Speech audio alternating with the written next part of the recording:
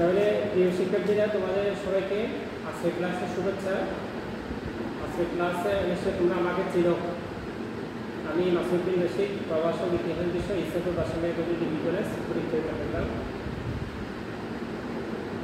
আজকের যে ক্লাসটা, এটা তোমাদের দ্বাদশ শ্রেণীর একটা অধ্যায়, যেটা হচ্ছে ইতিহাস দ্বিতীয় পত্রের ষষ্ঠ অধ্যায়।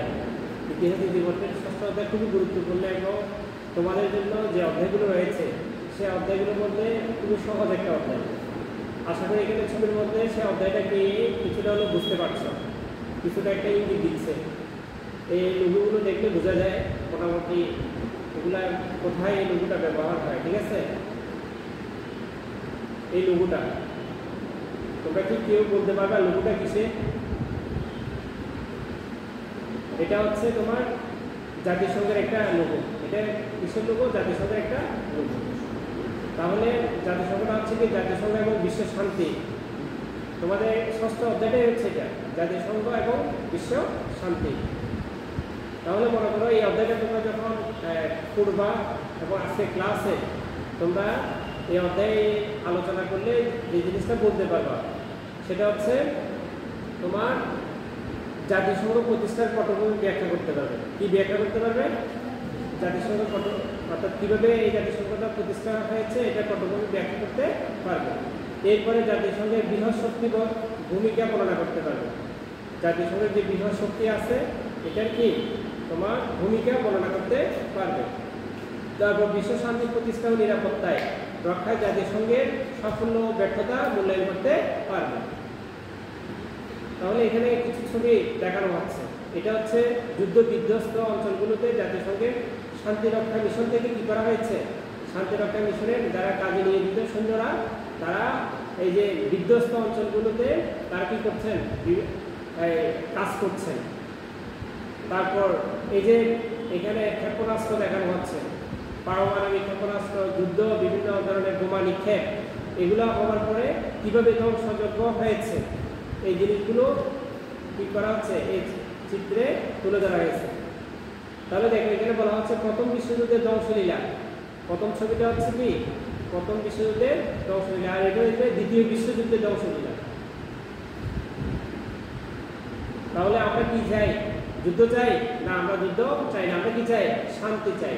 যুদ্ধকে আমরা না বলবো, এবং এই যুদ্ধকে না বলতেছে কে? জাতিসংঘ। এবং জাতিসংঘ বিশ্বকে শান্তি দেওয়ার জন্য কি করছে? চেষ্টা করছে। তাহলে একক কাজ, তোমাদের জাতিসংঘ প্রতিষ্ঠার কারণগুলো লিখো। ঠিক আছে, একক কাজ। এটাকে বলা হচ্ছে দ্য আটলান্টিক চার্টার। এখানে দেখো তিনজন যারা জাতিসংঘের উদ্ভাবনের পিছনে অন্যতম ভূমিকা, প্রতিষ্ঠার পিছনে অন্যতম ভূমিকা রেখেছিল। একজন হচ্ছে চার্চিল, আরেকজন হচ্ছে রুজভেল্ট, আরেকজন হচ্ছে স্ট্যালিন। ঠিক আছে, ওনারা এই ভূমিকা রেখেছেন। তাহলে জোড়ায় কাজ, জাতিসংঘ প্রতিষ্ঠায় বৃহৎ শক্তির ভূমিকা আলোচনা করো। সময় হবে 7 মিনিট। এখানে একটা চিত্র তুলে ধরা হয়েছে, যে চিত্রে বলা হচ্ছে জাতিসংঘের কয়টা অঙ্গ? 6টি অঙ্গ। জাতিসংঘের কয়টা অঙ্গ? 6টি অঙ্গ। একটাকে বলা হয় সাধারণ পরিষদ। একটাকে কি বলা হয়? সাধারণ পরিষদ। অন্যটি হচ্ছে নিরাপত্তা পরিষদ। আরেকটা হচ্ছে তোমার অর্থনৈতিক ও সামাজিক পরিষদ।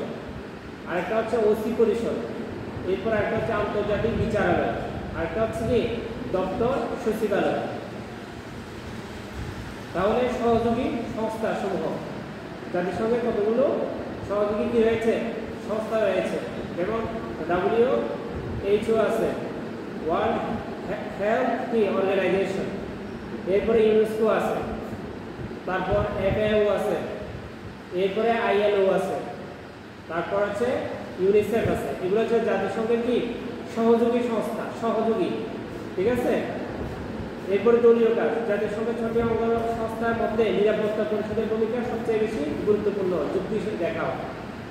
তারপর এরপরে আজকে ক্লাস থেকে যে আমরা যে জিনিসগুলো আমরা শিখতে পেরেছি বা জানতে পেরেছি, এবং এটা তোমাদেরকে প্রাথমিকভাবে একটা মূল্যায়ন, যে ভেটো শব্দের অর্থ নিচের কোনটি? ভেটো মানে কি? আমি এটা মানি না। কারণ জাতিসংঘে তোমার 5টা স্থায়ী যে পরিষদ রয়েছে এই পরিষদের রাষ্ট্রগুলো কি করার ক্ষমতা রয়েছে, ভেটো প্রদান করার ক্ষমতা রয়েছে। এই মানে হচ্ছে ভেটো মানে অর্থ কি, আমি মানি না। তারপর বলা হচ্ছে জাতিসংঘ প্রতিষ্ঠার লক্ষ্য উদ্দেশ্য হলো শান্তি রক্ষা, যুদ্ধবিরোধ, মানব জাতির কল্যাণে কাজ করা। তাহলে এখানে শান্তি রক্ষা এবং কি মানব জাতির কল্যাণে কাজ করা। এরপরে যুক্তরাষ্ট্র ব্রিটেনের গোপন আলোচনা হয়েছে তাসখন্দ, ম্যাগনা কার্টার, আটলান্টিক সনদ, জাতিপুঞ্জ। তাহলে ম্যাগনা কার্টার। তাহলে প্রিয় শিক্ষার্থীরা সারসংক্ষেপ আজকে এই ক্লাসে আমরা যে জিনিসগুলো আলোচনা হয়েছে এবং আশা করি তোমরা বুঝতে পেরেছো সেটা হচ্ছে জাতিসংঘ প্রতিষ্ঠার পটভূমি, তারপর জাতিসংঘের বৃহৎ শক্তির ভূমিকা, বিশ্ব শান্তি প্রতিষ্ঠা ও নিরাপত্তা রক্ষায় জাতিসংঘের সাফল্য ও ব্যর্থতা। তাহলে তোমাদের একটা বাড়ির কাজ থাকতে পারে বিশ্ব শান্তি রক্ষায় জাতিসংঘের কতটুকু সফল তুমি মনে করো।